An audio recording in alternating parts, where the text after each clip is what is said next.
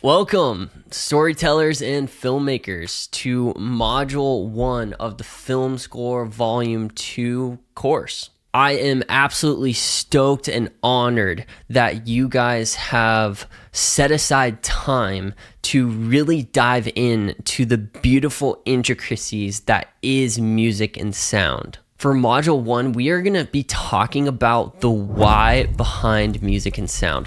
Why should you care about this? Why should you even watch to the very end of this course? Having a why in life is extremely important, knowing why you wake up every day and knowing why you do what you do. And so breaking down the intricacies of music and sound might not even be enough. We have to have a why. I'm not super good with color grading when it comes to my film. So if someone came up to me, filmmaker came up to me and said, hey, you should care more about color grading, my first word out of my mouth would be why. I feel like I'm okay. I get by. I spend an hour on my color grading and that's about it. And my clients don't really seem to mind. Why should I put more time into it? And I want you guys to ask that same question when it comes to music and sound. And I would love to put up a very strong argument why music and sound is so important. So let's get into it. When I think about us as the filmmaking industry, as the content creation and videography industry, what are we trying to do with our videos? We're trying to tell a compelling story. Maybe we're capturing a really important day for people, somebody's wedding. Maybe we're creating a documentary. Maybe we're working for a brand. What we're really doing is trying to get people's attention. And hopefully when we get people's attention, we want people to remember what they watched, whether that be a couple's most important day of their lives when they're getting married, or we want consumers to remember the brand that we're shooting for. We want our documentary to be seen because of a certain message that we want people to remember by. What we're really talking about is somebody's memory. So it's really important to actually understand kind of the scientific details when it comes to our memory. So let's break this down. There's two different types of memory. There's implicit memory and explicit memory. Explicit memory is very much the cold hard facts, names, dates, birthdays, what you ate for breakfast, the cold hard facts. And then we have implicit memory. Implicit memory is very much the emotion-based memory, feelings, how you felt in that moment, sadness, anger, happiness, joy, nostalgia. These feelings are all part of our implicit memory. And we also have 5 different senses to help us with our memory. Well, it actually turns out that our sense of sight is not as connected to our memory as much as touch, smell, and sound. So let me repeat that. Touch, smell, and sound is actually way more connected to our memory than our sense of sight. So us as videographers, we have 2 senses that we can play with. We have sight and we have sound. If our goal as filmmakers and storytellers is to really help our customers, clients, couples, whoever, really feel the message and story that we have created, to trigger their implicit memory, an emotional response, what is arguably the most powerful tool that we have as humans that is connected to emotions, I would say that it's music. Oh my god! Wow! That's unbelievable! Dude,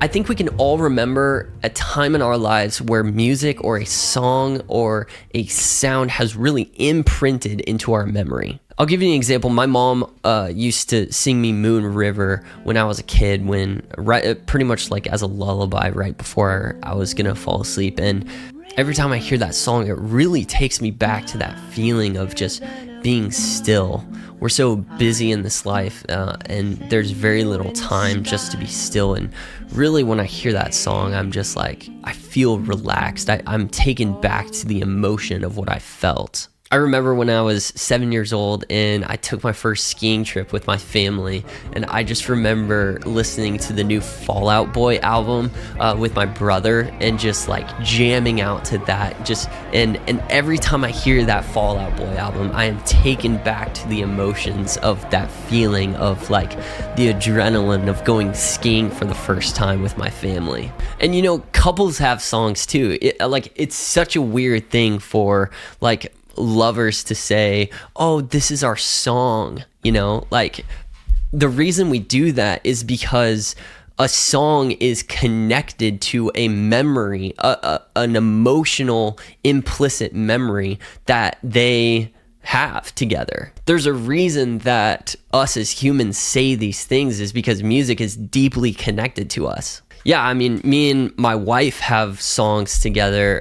I Like Me Better by Lauv. I mean, we always used to listen to that, and we used to sing that together constantly. And that song just became like a reoccurring theme in our relationship. And every time I hear that song, I'm just reminded of the love that I have for my wife. I mean, we've covered this song, we've sang it together. One of my great friends sang this song at our proposal. What a beautiful, beautiful memory. That song really just brings me back to the feeling of just being best friends with my wife, you know. And man, Sarah walking down the aisle to Saturn by Sleeping at Last. I'm pretty sure if I actually like sat down, closed my eyes, and listened to this song fully, I would probably start bawling. I would probably start completely crying, because it's an undescribable feeling of watching my wife walk down the aisle. How do you describe that feeling? You don't. You listen to music, and that music is almost the best way for you to describe that feeling and that memory. It's incredible what music actually does to us as humans. There's this incredible documentary called Alive Inside that really illustrates the relationship between music and implicit memory. If you haven't seen the documentary, go watch it. It's unreal. But there's this specific scene that gets me every time. We're introduced to Henry, who suffers from dementia and Alzheimer's. Just a very cruel disease that rips humans from their memory. And mainly those two diseases affect the explicit memory, the factual based memory, way before it starts to affect the implicit memory. So the scene starts off, Henry, he just looks absolutely defeated. His head is down. You know, you can tell by his body language, his shoulders are down too. He looks sad and defeated. He doesn't know where he is. He is confused. He can hardly form a sentence. And his daughter is actually trying to speak with him, and he doesn't even recognize who his daughter is with his sense of sight. So the nurse actually comes up and puts headphones on Henry and starts playing music from Henry's life. Man, you start to see the life go back into Henry. I mean, he starts sitting up straight. His eyes get really big, and he just starts flowing and singing and just feeling the music. It's just such a beautiful moment. He's singing, he's dancing, he's smiling. The nurse actually then takes off the headphones and starts asking Henry about his life, and he is able to answer incomplete sentences with extreme detail, when before the music he couldn't even form a sentence at all. They ask him what his favorite song is, and it's like this Christmas song, and he sings it. What was your favorite music when you were young? I guess, well, Cab Calloway was my #1 band guy. I like. The holy, the holly, the hilly, the holy, the milly, the holly, the ah. What's your favorite Cab Calloway song? I'll be home there for Christmas.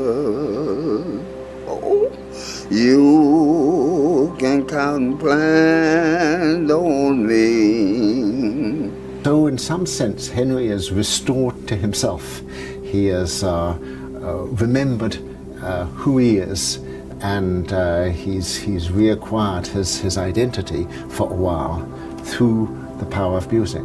Now, that is the power of music, and really that should be our why. We should understand when we are talking about music, when we are implementing music, when we are taking more time to be more intentional with our musical storytelling, which we'll get into later videos. I want us to think about the actual power of music. This is a very spiritual and mystical thing that is in our world that completely affects us in a very emotional way. Music will go past any logic and go straight to the heart. And so, yes, I'm about to say something absolutely blasphemous, and I can already hear the people who care a lot about color correction and, whatever. Music, sound, and audio is more important than your visuals. Okay, I said it. This might come back to haunt me, but I feel like this is a pretty strong argument of why that is. The second point I want to make, and then I'm so excited for you to get into the other videos, is you are not just a videographer and filmmaker. Okay, I want to make this very clear. The industry refers to us as videographer or filmmaker, which is okay. Like, I get it, it's totally fine. But videographer, filmmaker kind of entails that we capture visuals, you shoot video, which, yes, that is what we do, but I mean, as important, or even more important, I would say, is you are also dealing with music. You are dealing with audio. You are dealing with sound. So you are a sound designer. You are a music producer. You are an audio engineer. I want you to start implementing and almost like having a mindset shift of that is what you are too. Yes, this industry refers to us as video. Yes, sure, we capture visuals, but really think you are also a musical storyteller. Thanks for watching. We'll see you in Module 2.